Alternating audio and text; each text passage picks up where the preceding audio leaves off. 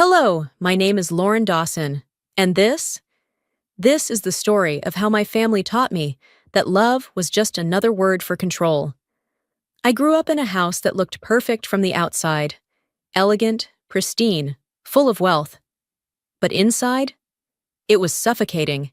It was a prison built on power, favoritism, and quiet betrayals. When I finally broke free, I thought I was done with them. But last Thanksgiving, I made a mistake. I came back. I walked through those cold mansion doors, sat at that long dining table, and listened as my father made his grand announcement. He wasn't celebrating my career, my success. No, all that mattered was my younger brother, Lucas, the golden child, the one they had spent a significant investment on. Something didn't sit right. So, I checked my bank account. And just like that, I learned the truth. My college fund, my future, had been drained. Taken, stolen. And do you know what they said when I confronted them? "You already have a good job, Lauren. Lucas needed this more than you did." That was the moment I realized. I was never part of this family. I was just another asset to be used. But they made one mistake. They thought I would stay silent. They thought I would accept it. Instead, I sent them something unexpected. When they opened what they thought was an engagement invite, they found something else. Legal papers. Because this time, I'm not playing by their rules. The Dawson estate loomed in front of me, its grand facade bathed in the soft glow of evening lights. Elegant, timeless, imposing, just like the people inside. My childhood home had always felt more like a monument than a place of warmth. And tonight, that feeling pressed against my chest like a stone. The driveway was lined with expensive cars, each one a symbol of the prestige my father, Robert Dawson, valued above all else. I knew what awaited me beyond those towering double doors: scrutiny, expectations, and the suffocating weight of being the daughter who never quite fit. Stepping inside, the familiar scent of polished wood and expensive perfume filled my senses. The chandeliers overhead cast a golden hue over the marble floors, but even their warmth couldn't chase away the chill running through me. "Lauren," my mother's voice rang out before I had a chance to breathe. Catherine Dawson stood near the grand staircase, her tailored dress pristine, her expression unreadable. "I was beginning to think you weren't coming." I forced a polite smile, stepping forward. Traffic was heavy. Her eyes flicked over me, pausing at my simple black dress. "Still working in that field?" The way she said it, architecture might as well have been a dead-end job. I bit back the urge to remind her that my firm had just secured a major contract. "Yeah, still working." A flicker of disapproval crossed her face before she smoothed it away, gesturing toward the dining room. "Everyone's waiting." I followed her through the hallway, past portraits of the Dawson lineage, paintings of men who had built fortunes, controlled industries, and dictated legacies. No women graced these walls. My mother existed in their world as an ornament, and I was the disappointment. The dining room was filled with laughter and conversation, but the moment I stepped inside, the energy shifted. Eyes glanced my way, some offering polite nods, others pretending not to notice me at all. At the head of the table sat Robert Dawson, my father. Powerful, calculated, utterly unreadable. Beside him, my younger brother, Lucas, exuded the effortless confidence of a man who had never known what it was like to be overlooked. "Lauren!" Lucas grinned, standing to embrace me. Unlike our father, he had a charm that masked the sharp edges beneath. "Glad you could make it." "Wouldn't miss it," I said, though the lie sat heavy on my tongue. As we took our seats, I noticed the way my father's hand rested on Lucas's shoulder, a silent declaration of where his loyalty lay. Dinner began with the usual pleasantries: business updates, investment chatter, casual remarks that held more weight than they appeared to. I barely spoke, letting the conversation swirl around me like a current I had no desire to fight. Then, my father cleared his throat, the room falling into a hush. "We have some important news to share tonight," he announced, his voice steady, commanding. Our family has made a significant investment in Lucas's future. I set my fork down, fingers tightening around my napkin. The word investment sent an uneasy pulse through my veins. Lucas has been given the opportunity to expand our business overseas, my father continued, pride evident in his tone. This is a major step forward for him, and for us. The table erupted into murmurs of approval, hands reaching for champagne glasses in celebration. I stayed still, an odd sensation creeping up my spine. Something wasn't right. Lucas caught my expression and gave me a placating smile. It's a huge opportunity, Lauren. The family is backing me on this. I forced a nod, but my stomach twisted. My family had never simply given anything. Every gesture, every dollar came with an agenda. I reached for my phone under the table, suddenly needing a distraction. As I absently opened my banking app, my breath caught in my throat. My college fund. Gone. I blinked, willing the numbers to change. I had left that account untouched for years, a safety net I'd built for myself in case I ever needed to escape this family's grasp. And now, it was empty. A cold wave of realization crashed over me. The investment my father had spoken of. It wasn't just in Lucas's career. It was stolen from me. I swallowed the lump rising in my throat, struggling to keep my face neutral as the room buzzed with congratulations. No one knew, no one cared, that my future had just been erased in a single transaction. I clenched my phone, fingers shaking. This couldn't be real. Robert Dawson looks up from his glass of whiskey as I push open the heavy study door, my pulse hammering in my ears. The dim lighting casts deep shadows across the bookshelves lining the walls, their polished wood reflecting the soft glow from the fireplace. The entire room reeks of power and control, his domain, his throne. He sets his glass down with deliberate ease, fingers tapping lightly against the rim as he studies me.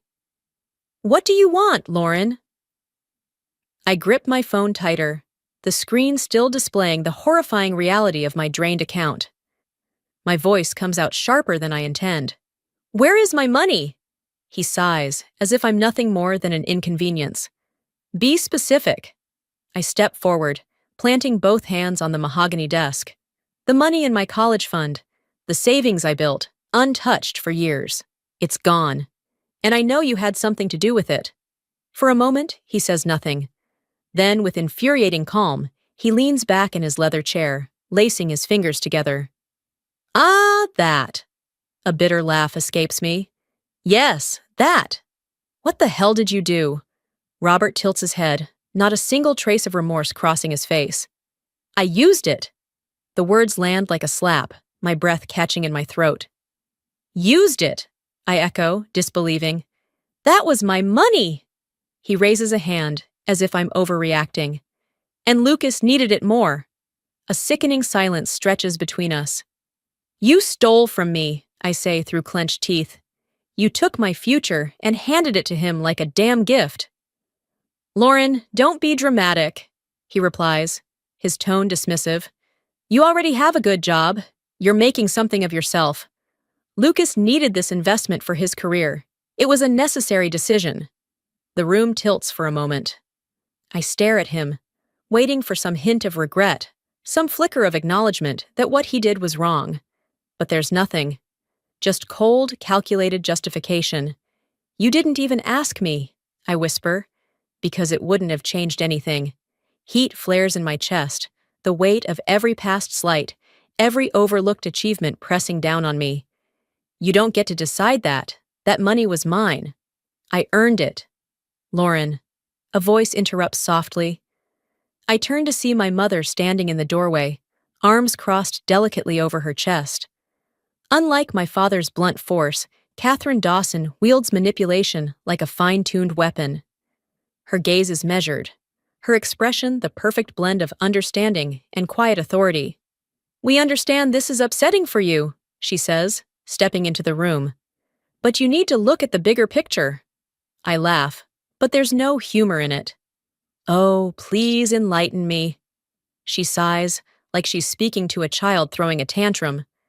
Your father only did what was best for the family. This isn't about taking from you, sweetheart. It's about ensuring stability for all of us. Stability? My voice rises. By stealing from me? You think that's fair? Catherine moves closer, lowering her voice as if to soften the blow. Fair is relative, Lauren. You're doing well. You don't need the money like Lucas does. Architecture is unstable. You've worked hard, but let's be honest. It's not the future we wanted for you. I freeze. There it is. The real truth buried beneath their justifications. This isn't just about the money. It's about control. They never wanted me to have independence. They wanted me to fall in line, to let them mold me into something more acceptable. My mother sits on the edge of the desk, her tone shifting to something almost coaxing. There is a way to fix this. You can have your money back. My stomach clenches. What's the catch? Catherine exchanges a glance with Robert before turning back to me.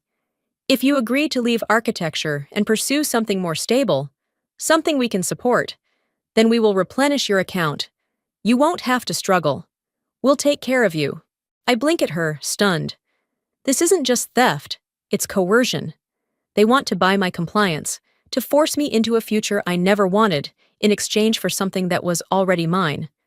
The sheer audacity of it knocks the air from my lungs. You think you can buy me? I ask, my voice a dangerous whisper. Catherine reaches for my hand, but I pull away.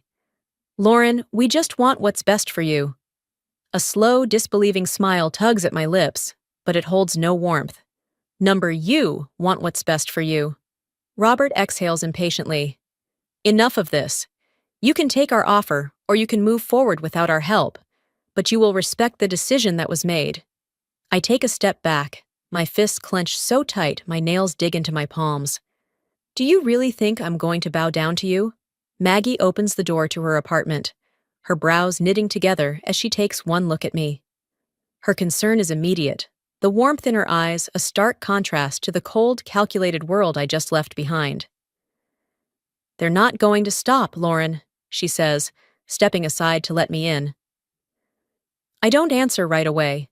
My body moves on autopilot as I step into the familiar space, the scent of cinnamon from a forgotten candle on the counter, the low hum of jazz playing softly in the background, the scattered notes and files from Maggie's work spread across the coffee table. It's a mess, but it's safe. I let out a breath I didn't realize I was holding. Maggie closes the door behind me. Sit. Talk. I collapse onto her worn-out couch, pressing my fingers against my temples as I recount everything. The dinner, the missing money, the way my father dismissed me as if I were an afterthought. Maggie listens, arms crossed, nodding along, but the more I speak, the tighter her expression becomes. When I finish, she exhales, shaking her head. I knew they were ruthless, but this? She pushes a hand through her hair. That's another level. I scoff, bitter. They think they own me. They do own you, Lauren, Maggie says, matter of fact. Or at least, they think they do. I lift my chin. They don't, not anymore. Maggie studies me for a moment, then moves to her desk. She pulls open a drawer and retrieves a thick, overstuffed file. The worn edges and bent corners suggest it's been handled more times than I'd like to know. She walks back and places it in my lap. I think you need to see this. A weight settles in my chest as I look at the folder, my fingers hesitating before flipping it open. The first page is a bank statement, mine. Or at least, it was mine. The balance reads 0. The transaction history shows massive withdrawals dating back years, draining the account bit by bit. My breath catches. This isn't recent, I murmur. Maggie shakes her head. They didn't just take your money for Lucas. Your fund was emptied years ago, long before this supposed investment in him. I flip the page. More financial records, more withdrawals. But the numbers don't add up. Some money was funneled into accounts under Lucas's name, but the majority, far more than I had in that fund, was moved elsewhere. I turn another page. My father's name stares back at me, bold and undeniable. What the hell is this? My voice comes out uneven, but my grip on the pages tightens. Maggie exhales. It's what I've been trying to tell you. Your dad didn't just steal your savings to help Lucas. He used it to cover his own financial mess. I shake my head, disbelieving. That's not possible. He's Robert Dawson. He's one of the wealthiest men in Savannah. On paper, maybe. Maggie sits beside me, resting an elbow on the couch's arm. But these records tell a different story. Loans, investments that tanked, hidden transfers to offshore accounts, and now, this. She taps the last page. It's a document I don't immediately recognize. Something about a private bank loan signed under the Dawson family name. I stare at it, realization hitting like a punch to the gut. He's drowning, I whisper. Maggie nods. And he's been using every resource, every person he can to stay afloat. The anger bubbling inside me turns into something heavier. They knew. My parents knew. They've always known. And they still sat there tonight, looking me in the eye, lying to my face. Maggie sighs. Look, I don't want to tell you what to do, but if you go after him for this, you're not just fighting a man with money. You're fighting a man with desperation.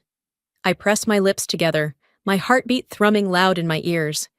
He thinks I'll stay quiet. Maggie doesn't say anything. She doesn't have to. I lift my chin, staring at the documents one last time, before closing the file with finality. He's dead wrong. Stephen Klein pushes a thick folder across his desk, his gaze sharp and assessing. If this is true, we can take Robert Dawson to court. I stare at the folder, my pulse drumming in my ears. The sleek office around me, glass walls, polished wood, shelves stacked with legal books, feels suffocating. The weight of what I'm about to do settles in my chest like a stone.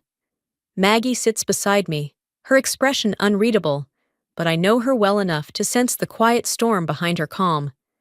She had insisted on coming with me, convinced that I needed backup. I was grateful, even if I hadn't said it out loud. I reach for the folder, flipping it open. Inside are copies of the documents Maggie uncovered. The forged loan under the Dawson family name, the missing funds, the offshore transfers tied directly to my father. It's all there. It is true, I say, my voice steady despite the turmoil raging inside me. Stephen leans back in his chair, steepling his fingers. Then let's talk about what this means. I grip the edges of the folder, bracing myself. You have a few options, he continues. The first is to confront him directly, threaten legal action, and attempt to settle privately. Given your father's reputation, that might be his preferred route. Maggie snorts. Robert Dawson doesn't settle. He destroys obstacles. Stephen nods. Which is why option 2 is a full lawsuit. We take this to court, expose everything, and force him to pay. I exhale slowly. What are my chances? If the evidence holds up? Strong. But Robert Dawson is not just any businessman. He has deep connections, legal teams that have buried scandals bigger than this. He won't go down without a fight. The room is silent for a long moment. I think of my mother's voice, so smooth in its manipulation. You can have your money back if you walk away from architecture. I think of my father's dismissive tone. Lucas needed it more. They had counted on me doing what I always did, accepting it, biting my tongue, playing the part of the obedient daughter. Not this time. I want to fight, I say, my decision solidifying with every breath. Stephen studies me, his expression unreadable. Then he nods. All right. Then we start by gathering more evidence. He reaches for a separate file and pulls out a few sheets. I have contacts who can dig into the offshore accounts.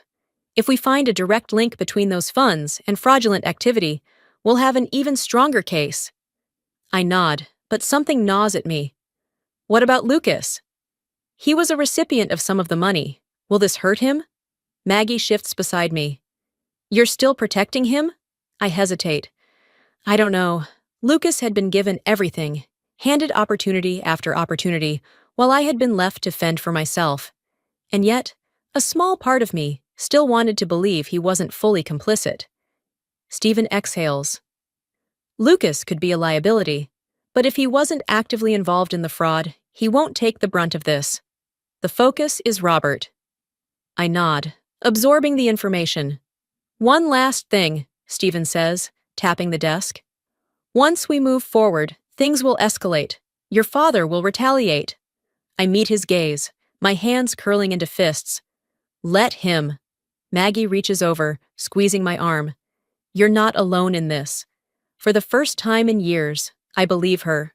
Lucas swirls the whiskey in his glass, his fingers tapping against the rim as he watches me approach. The dim lighting of the bar casts deep shadows across his face, making his expression unreadable. He exhales, slow and measured, before speaking. So, you really want to destroy this family? His voice is quiet, but there's a sharpness to it that cuts through the ambient hum of conversation around us. I stop beside his table, letting the words settle between us. There's no heat in his tone, no outright anger, just a quiet accusation laced with exhaustion. I slide into the seat across from him. I'm not the one who did the destroying, Lucas. His lips press into a thin line as he takes a slow sip of his drink. He doesn't argue, doesn't deny it, just stares into the amber liquid like it holds all the answers. Did you know? I ask, keeping my voice even. About the money? Lucas sets his glass down, running a hand through his hair.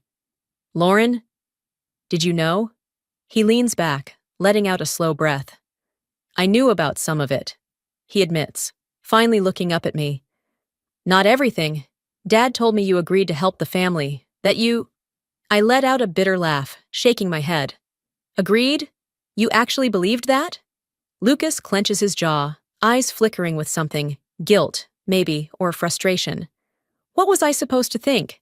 They said you understood, that you knew this was the best way to... The best way to what? I snap. To fund your career? To fix Dad's mistakes? To erase me?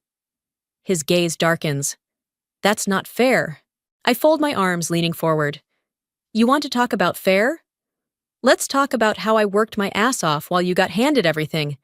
Let's talk about how I built my future, only to have it stolen because our father decided you were more important.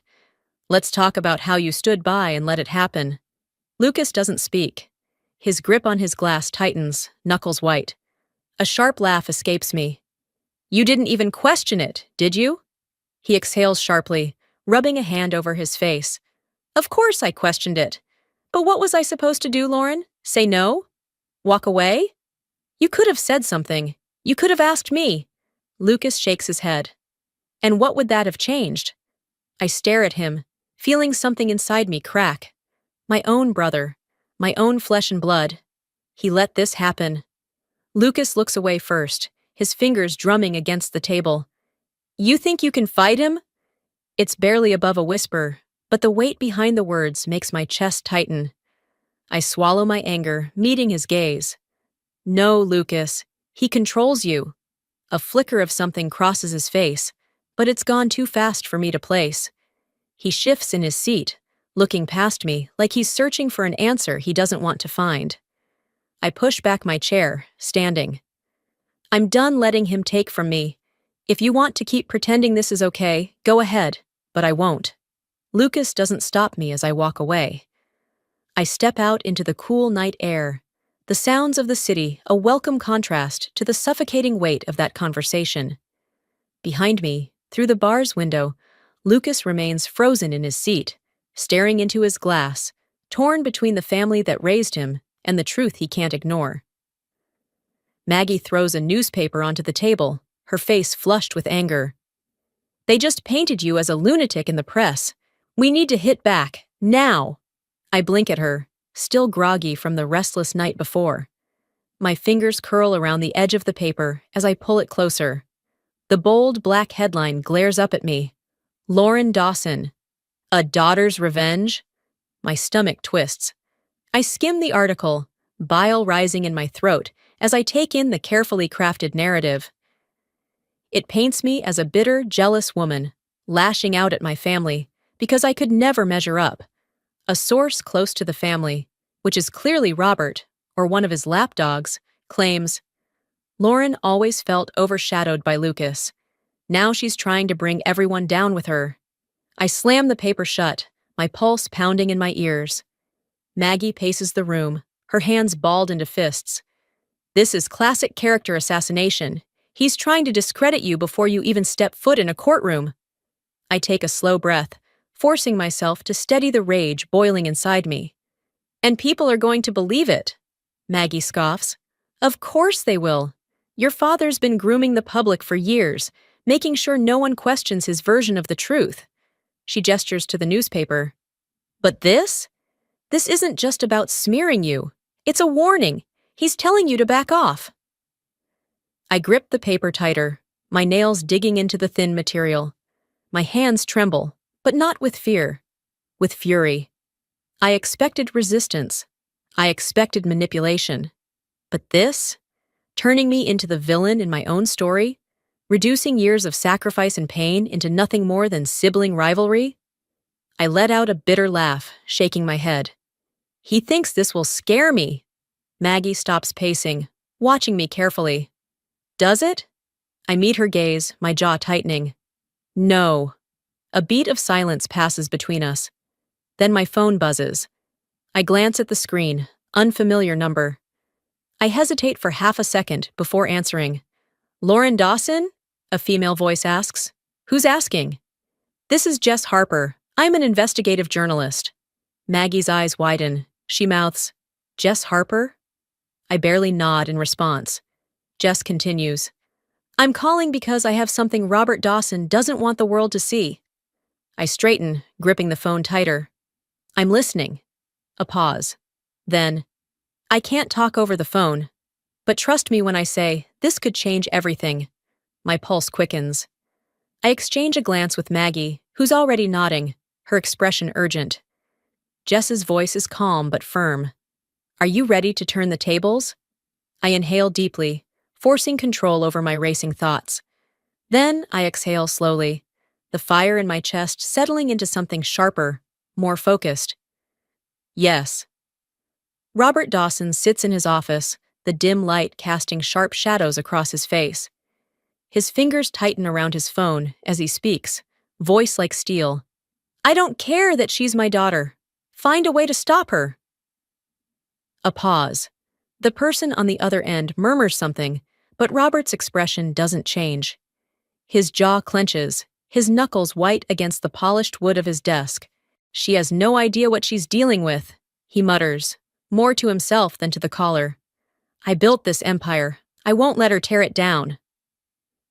His free hand hovers over a stack of documents, legal briefs, media statements, emergency strategies, damage control. He's always been a step ahead, always known how to manipulate a situation before it spiraled out of control.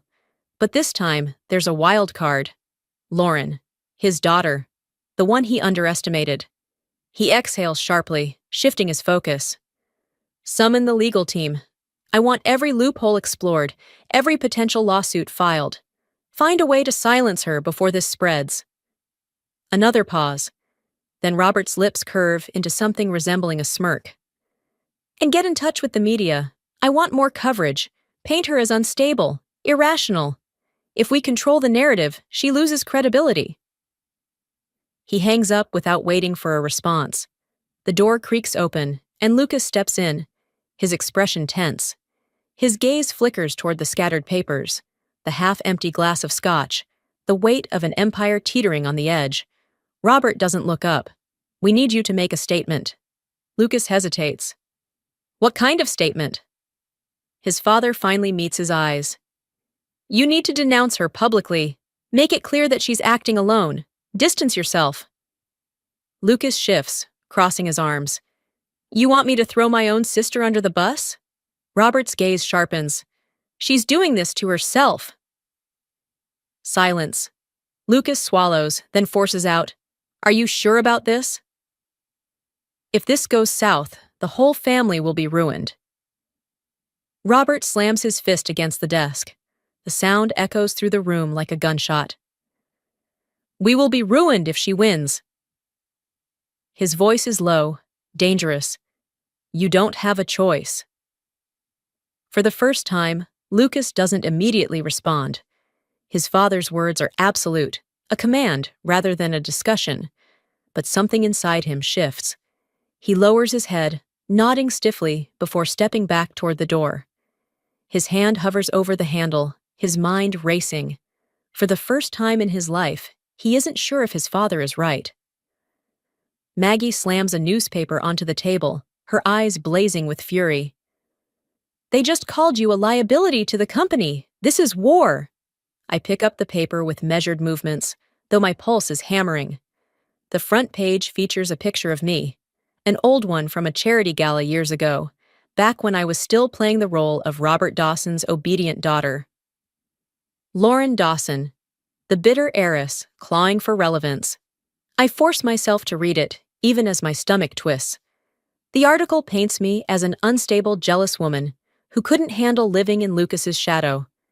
It suggests that I'm making baseless accusations against my own family as a desperate grab for attention. They don't outright say I'm lying, but they don't have to. The implication is enough.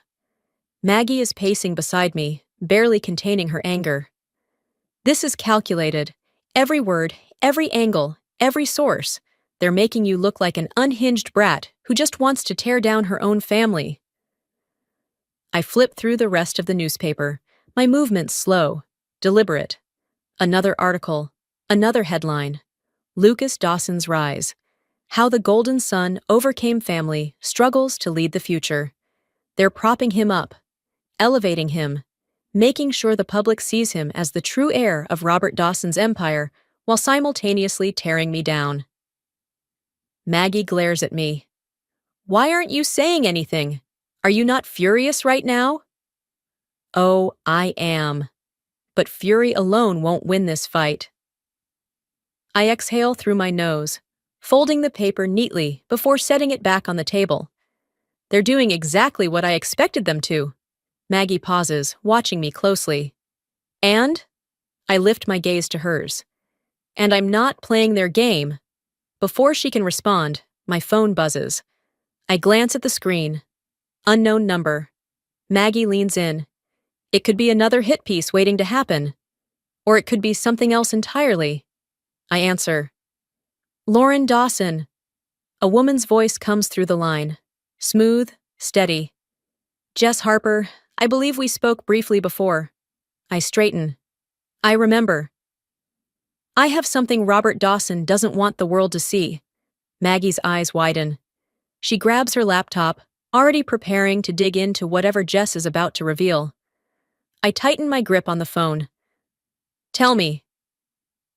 Jess is quiet for a moment, as if choosing her words carefully. "Not over the phone. Meet me at Cafe Bellamy in an hour. You'll want to see this in person." I hesitate for only a second.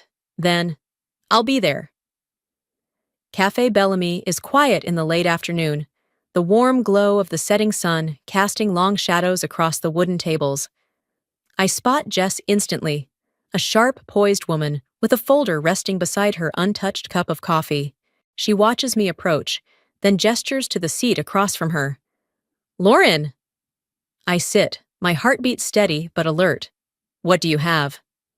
Jess slides the folder across the table. "Evidence." I pull it toward me, flipping it open. The first thing I see is a set of bank statements. At first glance, they seem ordinary, until I notice the offshore account. The name attached to it, Robert Dawson. I inhale sharply. Jess watches me carefully. That account has been active for years. It's where he's funneled money that was never supposed to leave the company. Stolen funds, fraudulent transfers. This could bring him down. I keep flipping. More transactions. Shell companies. Falsified reports. This is it. The proof I need. I lift my gaze to hers. My fingers tighten around the folder. It's time to take him down. Robert Dawson leans back in his leather chair, a smirk playing at his lips as the news anchor drones on about the latest corporate drama. Someone else's scandal, not his. A glass of whiskey sits untouched beside him, the amber liquid catching the dim glow of his office lamp. He has won. Lauren is done. The media storm he orchestrated had done its job. Public opinion had turned against her, branding her as the bitter, jealous daughter grasping for relevance. His legal team was working to shut down any further action she might take. It was only a matter of time before she crumbled under the weight of it all. Then his phone buzzes. Robert glances at it lazily, expecting an update from his lawyer or another news cycle confirming his victory. But when he sees the notification, his smirk falters. Breaking news. Robert Dawson under investigation for financial fraud. The blood drains from his face. His fingers tighten around the phone as he taps the alert, eyes scanning the article. His name dominates the headline, followed by a damning list of allegations. Secret offshore accounts linked directly to his name. Misappropriated company funds traced to personal expenditures. Falsified business expenses spanning the last decade. The words blur together, but the weight of them is unmistakable. Someone leaked the documents. His chest tightens as he scrolls further. The article cites an unnamed whistleblower, someone with insider knowledge of Dawson Enterprises' financial dealings. Lauren.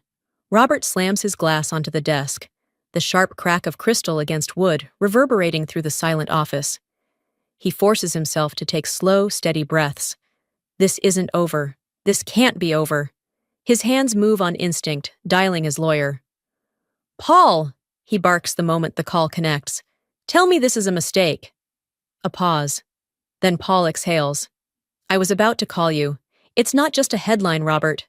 The Securities and Exchange Commission is looking into the allegations. And it's worse than that." "Worse!" Robert snarls. "The board has scheduled an emergency meeting." Silence.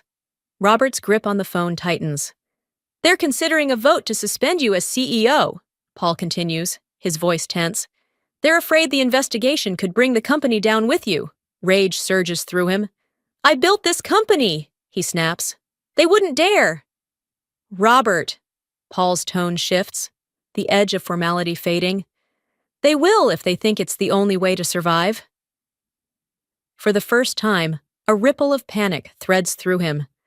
The board has always been predictable. Cautious, yes, but loyal.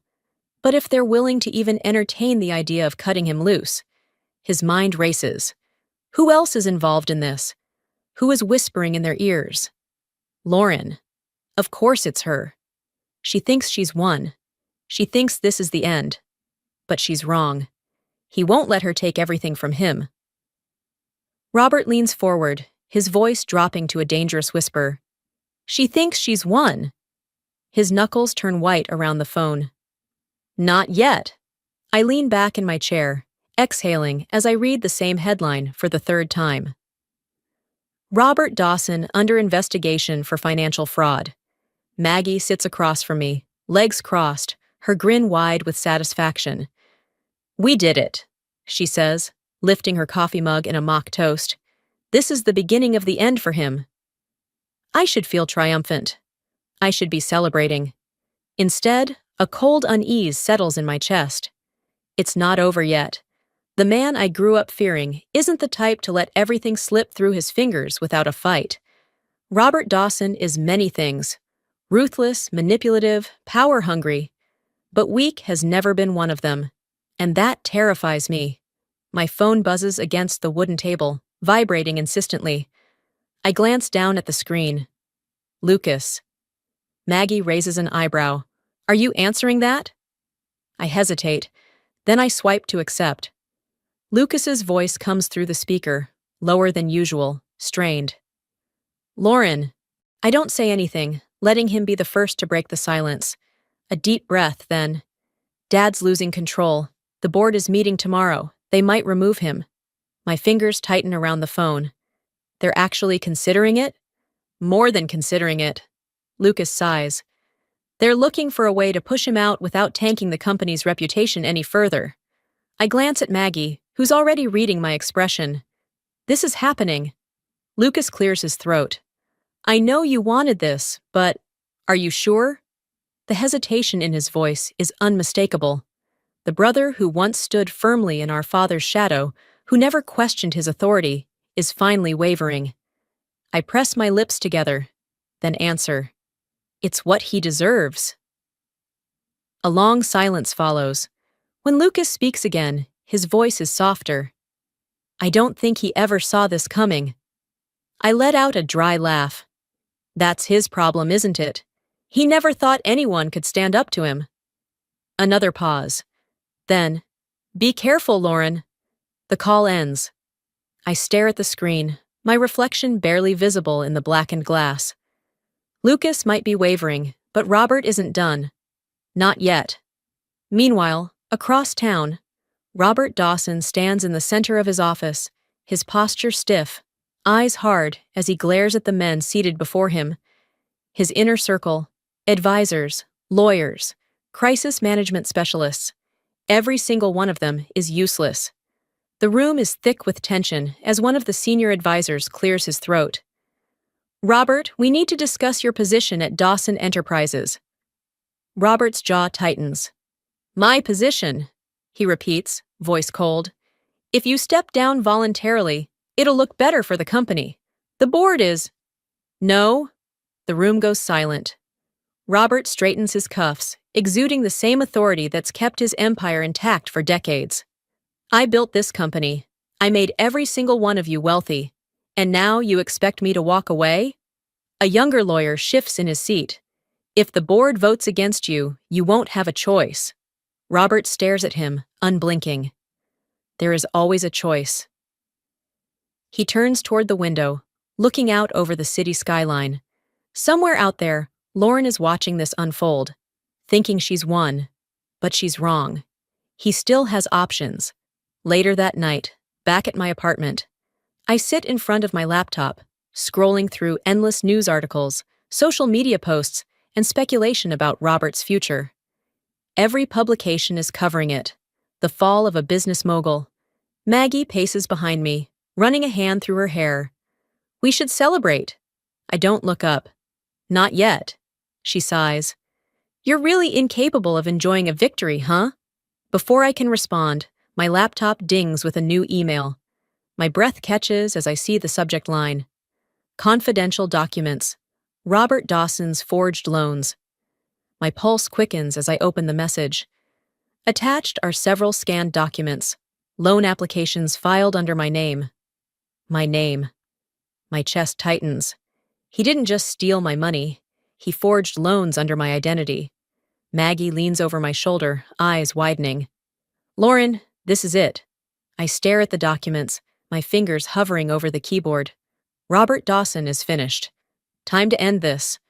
The courtroom is silent as Robert Dawson enters, his face a mask of control.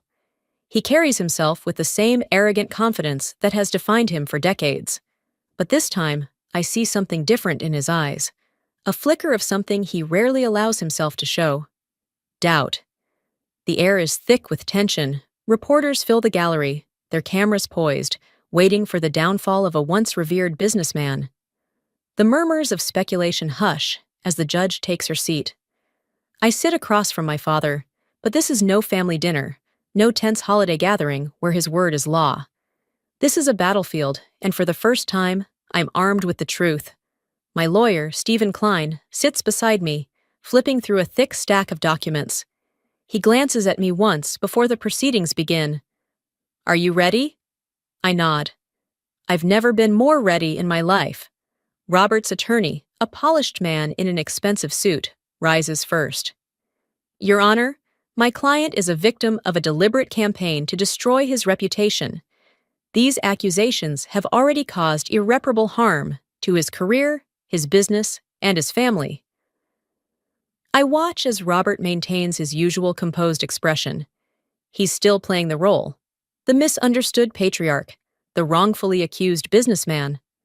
The attorney continues, his voice smooth and confident. We are filing a countersuit against Miss Dawson for defamation and financial damages amounting to $10 million. A murmur spreads across the courtroom. Maggie, sitting behind me, stiffens in her seat. I don't react. I expected this. Stephen stands next. His voice is steady, unwavering. Your Honor, the evidence we present today will not only prove Mr. Dawson's guilt beyond a reasonable doubt, but it will also expose his extensive history of financial misconduct. Miss Dawson is not the one who has harmed this family. Mr. Dawson has. The judge nods. Proceed. Stephen starts with the first piece of evidence, the forged documents. I hold my breath as he lays them out, detailing how Robert falsified loan applications under my name. Each signature, each document, each act of calculated betrayal. Mr. Dawson's actions were not only illegal, Stephen states, voice sharp, they were deeply personal. He didn't just steal from investors or business partners. He stole from his own daughter. Robert remains motionless, his face a carefully constructed mask. But I see the tightness in his jaw, the clench of his fingers, the barely contained fury beneath the surface. And then, the moment I've been waiting for. Lucas is called to the stand. I turn to look at him as he rises, walking slowly toward the witness stand. He's paler than usual, his expression tense. As he sits down, the bailiff swears him in. The courtroom is silent. Mr. Dawson, Stephen begins, you are Robert Dawson's son, correct? Lucas nods. Yes. Did you have knowledge of the financial transactions in question? A pause. Lucas glances at our father, then at me. I don't look away. Finally, he speaks. I knew about the missing money. My hands tighten in my lap. Stephen presses forward. And did you try to stop it? Lucas exhales, looking down at his hands. Then, he shakes his head. No. The courtroom shifts, murmurs breaking out. I can feel the weight of the moment pressing down on us. But why? Stephen asks. Lucas hesitates. Then he lifts his head. Because my father told me Lauren had agreed to it, that she wanted to help the family. I hear Maggie curse softly behind me. I inhale sharply, trying to keep my emotions in check. Stephen leans in. And do you now believe that to be true? Lucas turns to look at me. He shakes his head. No. Another pause. Then, my father lied. The courtroom erupts. The judge bangs her gavel. Reporters scramble to capture the moment. I sit frozen, staring at my brother, my heart pounding. Lucas just did the one thing Robert never thought he'd do. He turned against him. I shift my gaze to my father. For the first time in my life, I see something I never imagined I would see in Robert Dawson. Defeat. His grip tightens on the table. His jaw clenches. His carefully built empire is crumbling, and he knows it. The end is coming. As I step out of the courtroom, the cold air fills my lungs, sharp and biting. The weight of the trial still lingers on my shoulders. But I know this war isn't over yet. Maggie's hand clamps around my arm before I can even take another step. It's not over, she says, her voice tight. He still has one move left. I turn to face her, my pulse quickening. What do you mean? Maggie scans the crowd, lowering her voice. Robert's working behind the scenes. He's calling in every favor he has left. If he can't win in court, he's going to make sure this case never sees the inside of one again. My stomach twists. I should have known. Of course, Robert Dawson would never go down without trying to manipulate the system one last time. We push through the throng of reporters, flashing cameras capturing my every move. My phone buzzes in my pocket, but I ignore it for now. I need a second to think, a moment to process how much deeper he's willing to dig into his own corruption just to save himself. Once we make it to the car, I finally turn to Maggie. Tell me everything. Inside my apartment, I pace the floor, heart pounding as Maggie lays it all out. He's bribing key figures to stall the case. If he gets to the right people, this lawsuit could be buried in red tape for years. I clench my fists. So what do we do? Maggie exhales sharply, running a hand through her hair. We need leverage, something that forces his hand. If we wait, we lose. My mind races. The evidence we presented was damning, but Robert has lived his whole life navigating around accountability. If anyone knows how to buy his way out, it's him. Then my phone buzzes again. I snatch it off the table and see Jess Harper's name flashing on the screen. I answer, barely managing a steady voice. Jess? Lauren. Her tone is urgent. I have something. Someone, actually. I exchange a glance with Maggie before stepping away, gripping the phone tighter. Who? A source inside Dawson Enterprises. They're willing to testify, but there's a catch.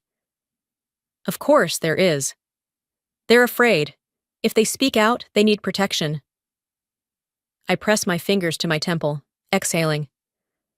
And you trust them? Jess pauses. I do, but you need to act fast. If Robert finds out, he'll make sure they never get the chance to talk. I nod, though she can't see me. Where can I meet them? You can't, Jess says. Not yet, but they're willing to provide something else in the meantime, something big. What is it? There's a rustle on the other end of the line. Then Jess speaks again. Bank records, offshore accounts, money funneling, everything, direct ties to some very powerful people who will not be happy if this gets out. I inhale sharply. If that's true, this isn't just about Robert anymore. If I expose him now, I won't just be taking him down. I'll be taking down everyone who enabled him. Maggie must see the shift in my expression. What is it? She asks. I lower the phone slowly, my pulse hammering in my ears. We're going public. She nods, already grabbing her laptop. Then let's burn it all down. I stare at the screen, my fingers hovering over the keyboard. The weight of the moment is pressing in on me, but there's no hesitation left. I type a single message to Jess. Get your cameras ready. Robert Dawson steps into the boardroom, his usual confident stride noticeably stiffer. The weight of something unseen presses down on the air, thick and suffocating. His advisors, men who had once hung on his every word, exchange glances but say nothing. He knows something is wrong. He knows before he even turns his head and sees the cameras. Before he registers the unfamiliar faces in the room, reporters, journalists, all poised like vultures, waiting for a dying animal to collapse. The Dawson Enterprises Board of Directors sits at the long, polished mahogany table, their expressions unreadable. The tension in the room coils tighter when a man steps forward, a man Robert recognizes. Anthony Graves, his own chief financial officer. Bile rises in Robert's throat. Not him. Lauren watches it all unfold from her own vantage point. She stands near the back of the room, next to Jess Harper, who has her recorder on, her phone streaming everything live. Robert squares his shoulders and approaches the board, his voice low but firm. What the hell is this? One of the board members, a gray-haired man who had once been an ally, clears his throat. Mr. Dawson, we've convened this meeting in response to certain allegations that have been brought to light. The cameras flash. Robert's jaw clenches. Allegations! He scoffs, shaking his head. You're entertaining rumors now? Anthony Graves steps forward. Not rumors. His voice is even, but the hint of guilt is there. Facts. Lauren sees it. The flicker of fear in Robert's eyes, quickly masked by cold fury. Then Anthony speaks again, and the room stills. Mr. Dawson, he begins, I have spent the last decade managing Dawson Enterprises financials under your direct orders. Today, I am coming forward to confirm that fraudulent activities have taken place within this company, activities that have personally benefited you at the expense of shareholders, investors, and even your own family. A ripple of whispers spreads through the boardroom. The reporters lean in, microphones at the ready. Robert doesn't blink. That's an outrageous accusation. Anthony remains steady. The offshore accounts in the Caymans, the misappropriated company funds, the falsified loan applications, the personal siphoning of money that should have gone to Dawson Enterprises itself. Click, click, click. More camera flashes. Lauren holds her breath, watching her father navigate the flames she set around him. He was always good at talking his way out of things. But not this time. Robert lets out a dry laugh. You have no proof. Jess Harper steps forward, holding up a folder. We do. She sets it down on the table in front of the board. Bank statements, signed documents, witness testimonies. It's all here. Robert's hand twitches. One of the board members opens the folder, scanning the contents. The moment their face pales, Lauren knows. It's over. The room descends into controlled chaos. Reporters hurl questions. Board members exchange urgent whispers. And Robert is silent. He knows there's no spinning this. The board chairwoman finally raises a hand. "I believe we have all seen enough," she says, voice firm. Effective immediately, Robert Dawson is removed as CEO of Dawson Enterprises. He will no longer have any involvement with this company in any capacity. Lauren watches as the words hit him like bullets. Removed. Barred. Erased. His life's work, the thing he fought tooth and nail to control, is gone in an instant. But the final blow hasn't landed yet. A pair of heels click against the floor. Catherine Dawson steps forward, Robert's wife, Lauren's mother. For years, she stood beside him, playing the role of the perfect corporate wife. For years, she excused his behavior, softened his cruelty, reinforced the family's image. For years, she played the game. But now, she looks at Robert with something unreadable in her eyes. And when she speaks, her voice is even. "You did this to yourself, Robert." For the first time, Robert is truly alone. The silence is suffocating. Robert turns his head, searching the room for an ally. For someone, anyone, who will stand by him. Lucas is standing by the door. Their eyes meet, but Lucas doesn't move. Doesn't step forward. Doesn't defend him. Robert's fists clench. A lifetime spent building an empire. A lifetime spent demanding loyalty. And now, at the end of it all, no one will even meet his eyes. Maggie walks beside me as we exit the building, her voice barely above a whisper. "It's over." I nod, but the word doesn't settle right in my chest. Is it over? The cool evening air feels different, lighter somehow, but the weight in my stomach refuses to lift. I should feel victorious. I should feel like I've won. Instead, there's only an odd hollow ache where my rage used to be. For years, I let my anger at Robert fuel me. It kept me standing when I wanted to fall, kept me fighting when I had no reason to. And now, the fight is over. The empire he built is crumbling. The board has cut him out, and his name is permanently tainted. So why doesn't it feel like enough? Hours later, I sit on the couch in my apartment, staring at the skyline through my window. Savannah stretches out before me, glittering against the night, a city moving forward even as I sit still. Maggie is in the kitchen, pouring wine into 2 glasses. She sets one down in front of me before dropping onto the couch with a sigh. "You're thinking too much." I let out a humorless laugh. "Hard not to." She studies me for a long moment. "You should be celebrating." I know she's right, but I don't have the energy to pretend. I swirl the wine in my glass, watching the deep red liquid catch the dim light. "It just doesn't feel the way I thought it would." Maggie exhales, setting her own glass aside. "You spent your whole life fighting him, Lauren. It's not easy to let go of a battle when it becomes part of who you are." She's right, of course. But before I can say anything, a knock sounds at my door. Maggie lifts a brow. "Expecting someone?" I shake my head and stand, padding barefoot across the room. When I pull open the door, I freeze. Lucas. His suit jacket is wrinkled, his tie loosened. There's a shadow of something unreadable in his eyes. "I didn't know where else to go," he says. Maggie shifts behind me, but I don't turn. I grip the edge of the doorframe, feeling the familiar tension tighten in my chest. He sighs, rubbing a hand over his face. I don't know what to do now. The admission stuns me. Lucas has always been the golden boy, the one who had everything handed to him, the one who never questioned where his next step would be. But now, with Robert's empire gone, he looks lost. For the first time, I see him not as my father's favorite, but as someone who was just as trapped as I was. I don't know if I can forgive him for standing by while Robert tore me down, but maybe, just maybe, I can understand. I step aside. "Come in." He exhales, shoulders sagging, and walks in. Maggie doesn't say anything, but I catch the flicker of approval in her eyes before she excuses herself to the kitchen, giving us space. Lucas sits on the couch, staring at his hands.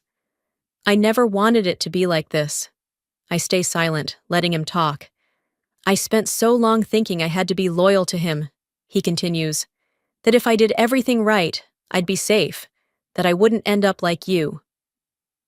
His voice cracks slightly, and when he looks up, the rawness in his expression takes me off guard. But I was wrong. A lump forms in my throat. There was a time I would have relished this, watching Lucas realize that Robert was never the man he thought he was. But now, it just makes me tired. What are you going to do? I ask softly. He exhales. I don't know. Neither of us speaks for a long moment. Then, finally, I say, you'll figure it out. His lips twitch, almost like a smile. You always did. I let out a quiet breath. It's not an apology, but maybe it's enough for now. Later that night, after Lucas leaves, I find an envelope tucked under my door. My stomach tightens as I pick it up, fingers brushing over the familiar handwriting. Catherine Dawson. I carry it to the couch and sit down, hesitating before tearing it open. Inside, there's a single note.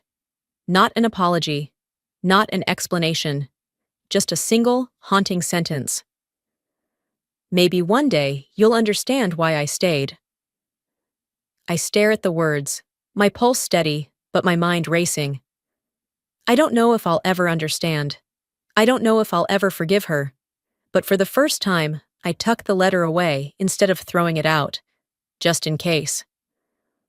Much later, after Maggie has gone home and my apartment is silent, I step onto my balcony. The night air is crisp, carrying the distant hum of the city. I close my eyes, inhaling deeply, letting the coolness settle into my bones. For the first time in years, I feel truly free. The dim light flickers against the peeling wallpaper, casting uneasy shadows along the walls of the motel room. Robert Dawson sits on the edge of the bed, his back hunched, a bottle of whiskey resting on the nightstand. The ice in his glass has long since melted, watering down the burn he once welcomed. On the television, muted news coverage plays, his own name plastered across the screen in bold letters. Disgraced business tycoon Robert Dawson faces criminal charges. He should turn it off, should stop watching. But he doesn't. The phone beside him vibrates, rattling against the wood. An unknown number. He hesitates. Then, slowly, he picks it up. What do you want? The voice on the other end is clipped, professional. A lawyer. Not his. Not anymore. The lawsuits are moving forward, the man informs him. You should prepare yourself, Mr. Dawson. You're looking at real prison time. Robert exhales sharply, his grip tightening around the phone. He wants to argue, to call in a favor, to do something, anything. But he knows. There are no favors left to call, no allies willing to protect him, no power to wield. The line goes dead. Robert lowers the phone, staring blankly at the floor. His hands tremble as he sets the glass down, whiskey sloshing over the rim. For the first time in his life, he has nothing. The riverfront is quiet at this hour, the air crisp with the faint scent of salt. The city hums in the distance, but here, by the water, it feels detached, like a world Lauren can step in and out of as she pleases.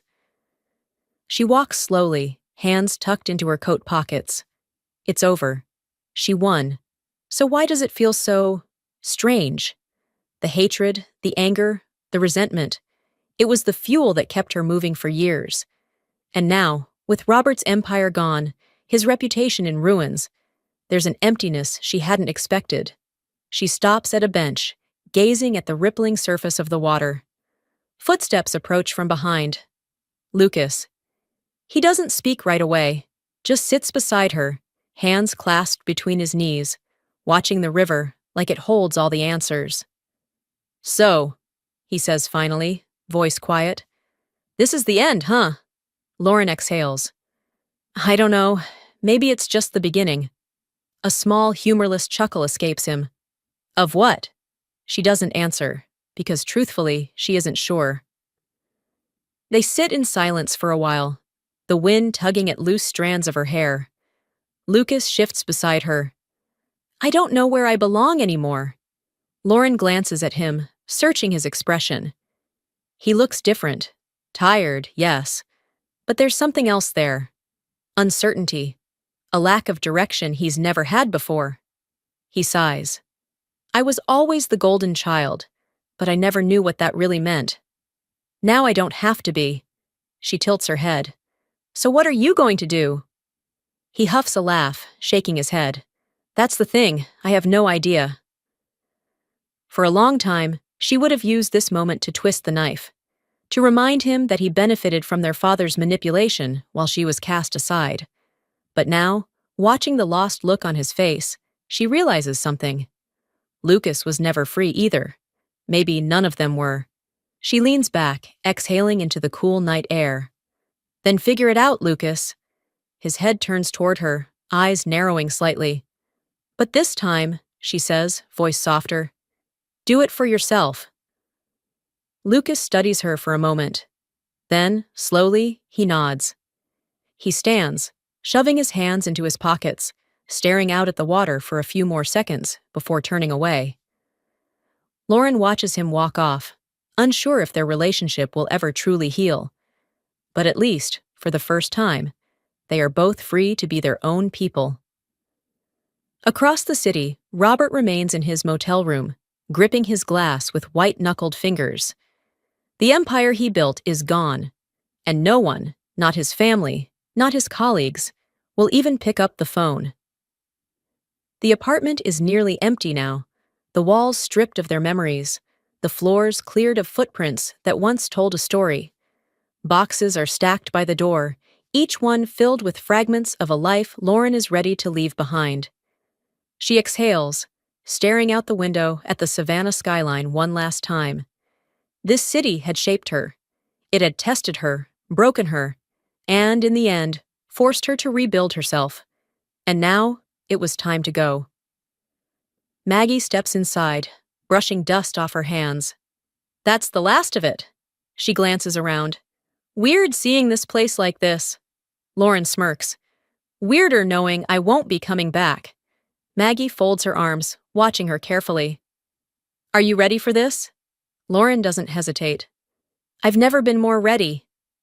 A knock at the door interrupts them. Lauren turns, and for a moment, she considers ignoring it. But when she pulls the door open, Lucas stands there, hands shoved into his pockets. They don't exchange pleasantries. They don't need to. He steps inside, looking around at the empty space, before holding something out.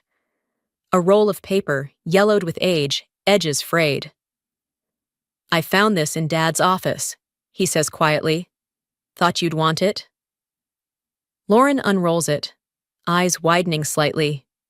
It's a blueprint. Her blueprint. The first building she ever designed, drawn with shaky hands, and an old pencil when she was just a kid. She exhales, tracing the lines with her fingers. I thought this was lost. Lucas shifts awkwardly. He kept it. Lauren nods, something tightening in her chest. After everything, she realizes, not all ties to her family have to be severed. Some, like this, are worth holding on to. Lucas glances at her. So, where are you going? Away, she says simply. Somewhere I can start over. Lucas hesitates, then nods. Good. That's all they say. No apologies, no forced reconciliations. Just a quiet acknowledgement of something neither of them can quite define. Lucas turns toward the door. Take care, Lauren. She watches as he leaves, wondering if this is the last time she'll see him. Maybe it is. Maybe it isn't. But whatever happens, she knows one thing. They are finally free to be their own people. The drive to Catherine Dawson's house is silent. Lauren doesn't expect much, but she needs closure. Her mother opens the door, expression unreadable. You're leaving, Catherine states. Lauren nods. I am. A long pause. Then Catherine exhales, arms crossing. So this is it? You destroy everything and just walk away? Lauren meets her gaze without flinching. I didn't destroy anything. He did. Catherine doesn't answer, her lips pressing into a thin line. Lauren exhales slowly. She could argue.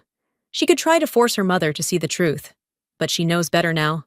People see what they choose to see. I hope one day you see things clearly, Lauren says instead. Then she turns away, for good.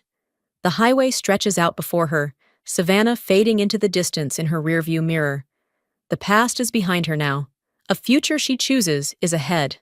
Her phone buzzes in the passenger seat. She picks it up, seeing Jess Harper's name flash across the screen. She presses accept. Jess, let's talk about a new project. A pause, then Jess chuckles. What kind of project? Lauren smiles to herself, feeling the wind whip through her hair as she rolls down the window. I want to build something real. Not for her father, not for her family name, for herself. For the first time in her life, Lauren Dawson is the architect of her own future. Life doesn't give you clarity, it makes you fight for it. Sometimes the people who should love you the most are the ones who try to control you. But here's the truth. You are not defined by your past. You are not bound by anyone else's expectations. Strength isn't about winning battles. It's about choosing yourself, even when the world tells you not to. If you've ever felt lost, trapped, or underestimated, know this. You are more than what they tried to make you. If this resonates with you, subscribe and join me on this journey of reclaiming our own stories.